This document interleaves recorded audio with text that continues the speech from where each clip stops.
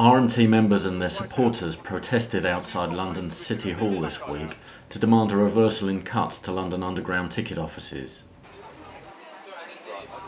1,500 Londoners have signed protest postcards addressed to Boris Johnson, which were delivered by the union to coincide with Mayor's question time at the Greater London Assembly.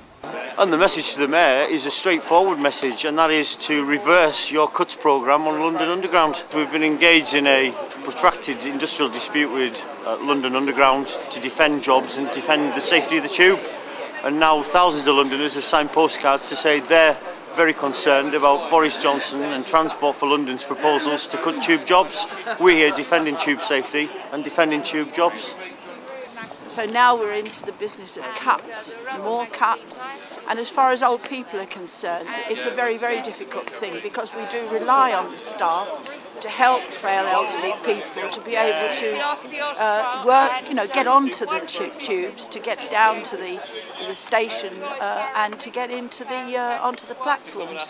One of the prime areas where Boris gave a promise that he will not shut any of London's ticket offices was actually North Harrow Station in my patch. Having given that promise, we would expect the Mayor to keep it, but obviously, like many of his pledges, he is reneging on this blatantly, and 800 staff going as a result of this decision. None of this is acceptable because I strongly believe that you need presence at ticket offices, you need presence at stations, and you cannot play around with the safety of passengers or passengers like the elderly or with families who need support, who need advice, etc. at stations. You need staff available, and there's absolutely no assurance that any of this will happen under Boris's watch. We continue both an industrial and a political campaign and a public awareness campaign of what will happen if these cuts go forward.